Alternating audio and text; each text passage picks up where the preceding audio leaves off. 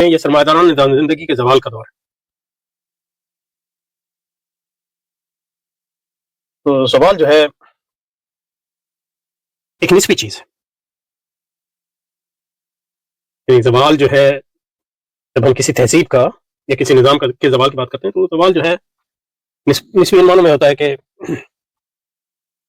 اس کی جو پرانی طاقت ہے یا پرانا جو اس کا سنہری دور ہے اس سے اس کا موازنہ کرتے ہیں. کہ ہم زوال کی اس طرح بھی بات کر سکتے ہیں کہ اس کا جتنا پوٹینشیل ہے، اس کا جو اس کی استطاعت ہے یا استعداد ہے، اس لحاظ سے بھی زوال کی بات کر سکتے ہیں.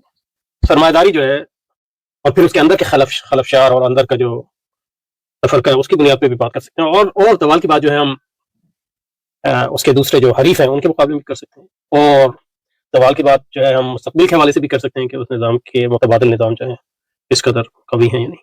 تو یہاں جو زیادہ تر سرمایہ دار نظامی زندگی کے زوال کی بات ہوتی ہے وہ اس کے اندرونی حوالے سے ہے میرا خیال ہے.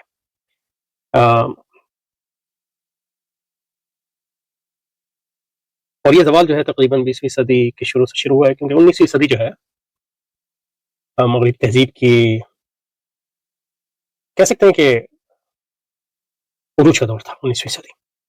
تو 20ویں صدی یعنی جنگ عظیم اول، پھر جنگ عظیم دوم، جنگ عظیم اول، اس کے بعد جو ہے مغربی تہذیب جو ہے دو بڑے بلاکس، دو بڑے گروہوں میں تقسیم ہو گئی، کمیونسٹ اور لبرل یا سوشل ڈیموکریٹک بھی کہتے ہیں.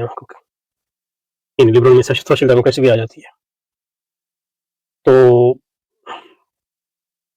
اس کے بعد جو جنگ عظیم دوم، پھر 1970 کا خلفشار ہوا جب بیٹل ووڈ نظام کو جو ہے ختم کر دیا گیا، ڈالر کی پیرٹی کا جو نظام تھا وہ ختم کر دیا گیا. پھر روس جو ہے وہ اس کو شکست ریخت ہوئی، اور اس سے یہ نتیجہ نکالا گیا کہ روس کی شکست ریخت کہ وہ کہیں جو ہے مطلب لبرلزم کی فتح تھی، لیکن یہ کہ وہ ان کی اندرونی خلفشار کا نتیجہ تھی. اور ان کا اندرونی یعنی سوویت یونین اس لیے ختم نہیں ہوا کہ اس کی کوئی طاقت کم ہو گئی وغیرہ، اس لیے ختم ہو کہ ان کا ایمان جو ہے وہ کمیونسٹ طریقے سے اٹھ گیا. جو ایلیٹ تھی، جو قیادت تھی، اس کا ایمان اٹھ گیا، تو انہوں نے اپنے آپ کے ختم یعنی تحلیل کر دی. تو اس سے لگا کہ مطلب یہ ہے کہ یہ لبرلزم بہت مضبوط ہے، اور اسے تاریخ کے اختتام کی بات کی گئی وغیرہ وغیرہ. لیکن یہ کہ اس کے بعد جو ہے اس طرح مطلب یہ ہے کہ کرائسس آئے ہیں سرمایہ میں. وہ کرائسس دو طرح کے ہیں، مطلب معیشت کے بھی کرائسس ہیں اور گورننس کے بھی کرائسس ہیں، یعنی حکومت کے بھی کرائسس ہیں اور معاشرت کے بھی کرائسس ہیں، اور ان کی بات ہوگی. تو کہنے کا مقصد یہ ہے کہ جب ہم زوال کی بات کر رہے ہیں تو اس میں دو چیزیں، ایک تو نسبی ہے، تو دوسرا یہ کہ اس کو ہم کئی طرح سے